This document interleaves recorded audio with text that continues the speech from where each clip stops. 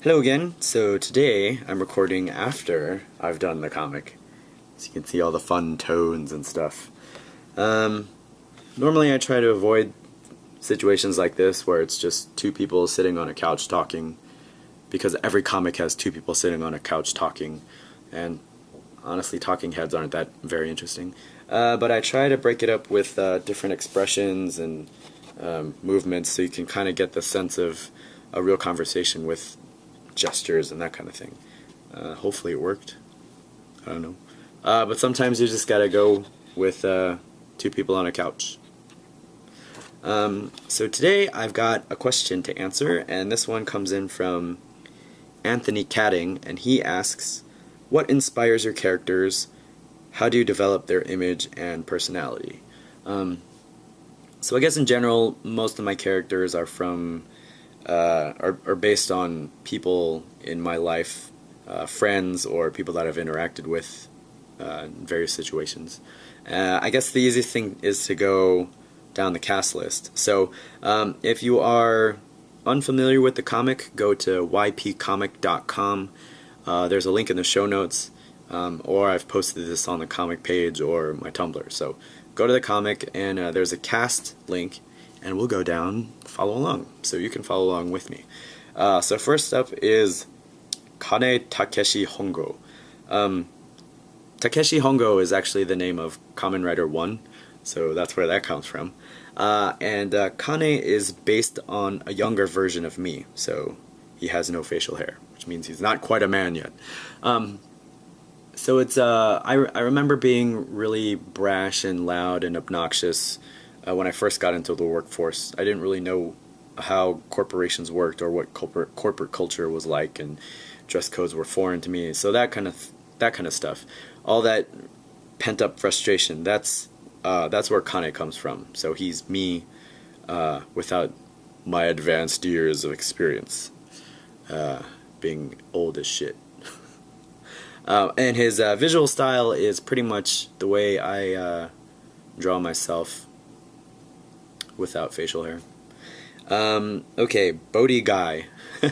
Bodhi Guy is actually based on my friend Guy Bodhi. It's very clever. But he used to work with me at this place when I first got into the workforce. And whereas I was always loud and angry and upset, he was the voice of reason.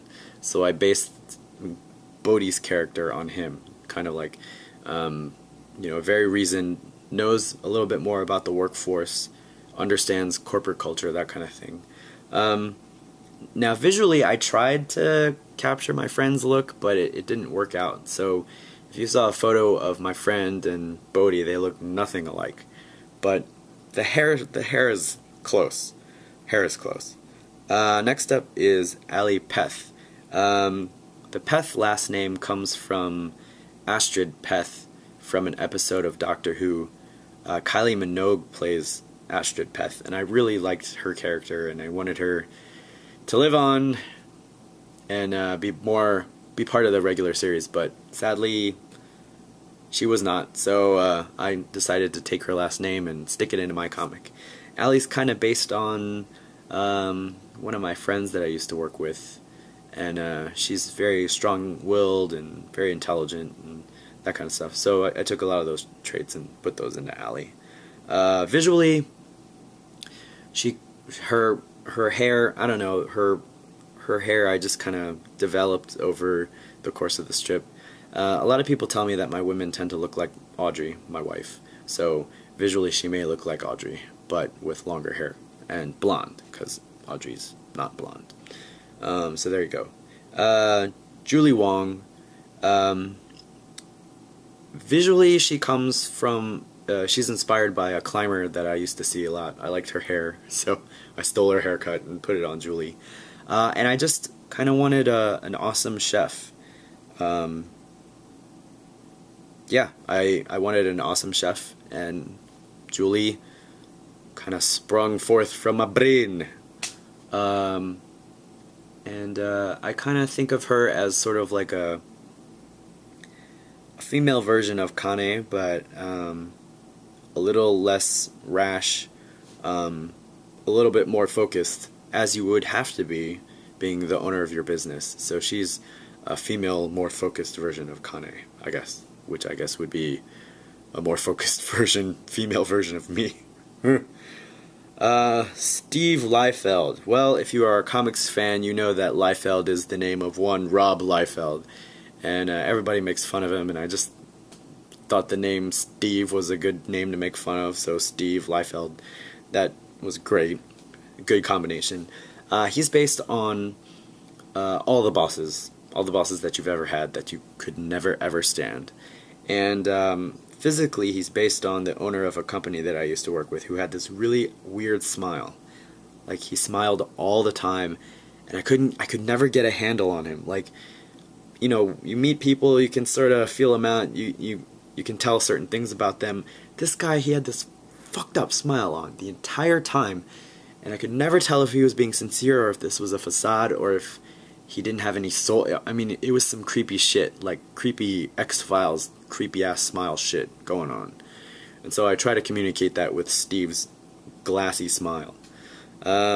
Next on the list is Irate, who is basically based off my brother, both in personality and visual style. So there you go. My brother doesn't take shit from anybody. And I thought he was perfect for a tech support person. Killer Queen. Killer Queen is kind of based off of Elizabeth Salander from The Girl with the Dragon Tattoo. I think it's called the Millennium series, the books. So I've only seen the movies, I haven't read the books, and I really liked her character. It's very strong. So some of her visual cues, like the way she dresses, is definitely an influence on Irate, the character. Irate also has a mix of one of my other friends, who's really awesome. She's an actress. I think she's moving to LA soon or something like that. Anyway, she's pretty cool, and so I wanted to combine both of them and create this new character, Irate. We'll find out more about her very soon, but that's where she comes from. Dr. No, you don't know anything about Dr. No, because all he has shown up as a silhouette. So I'm just gonna leave it there. I have plans to reveal more about Dr. No later, but Lance Hung Lo Lee. Lance is based off of Bruce Lee in appearance, and I try to imagine Lance as a I think of Lance as how I would be if I was completely confident in everything. Like, if I didn't have any of my insecurities about my artwork or about my appearance or about business dealings or anything like that. I imagine that if I was completely unfettered with any of my concerns or self-doubts, that I would be exactly like Lance, just fucking awesome. And so that's where his personality comes from. And I just thought he would make an interesting foil for Kane, because Kane is all my repressions and angst built up. Lance is none of those things, and so the interplay between the two, I think, is kind of interesting. Also, I wanted a gay porn star in my comic because I haven't seen that a lot, so ever. And then finally we have Greg Riddick, who is Allie's boyfriend. Visually, he's based on, oh gosh, I forgot the actor's name. I'll have to look it up. But the guy in The Wire, the guy who heads the task force, is it Griggs? It's not Griggs. Big, tall, bald, black guy. What's his name? God damn. Anyway, watch The Wire. It's fucking awesome. So visually, he's based off of that guy. Personality-wise, I just wanted him to be really cool. Like, one of those guys who knows everything, all the cool stuff, who's plugged in with the social scene, that kind of stuff. So Greg is kind of like the slicky boy, but not the asshole kind. Like, he knows everything, but he's a guy that you kind of get along with because he gets along with everybody. So that's where Greg comes in. So I guess you can tell most of my central cast is based on, I guess, aspects of myself or aspects of my friends, and just combined and brought out to life in different ways. I try not to base things completely on my friends, because that's not fair to them, and it doesn't really challenge me as a writer. I try to give them unique personalities of their own, and they sort of develop as I write more and more. But initially, they all start off being inspired heavily from my friends, because I guess you write what you know, and I know my friends and I know how they react and stuff. And so yeah, that's where my characters come from. Hopefully that made sense. You haven't fallen asleep yet. So thanks for tuning in, and I'll see you next week. Bye.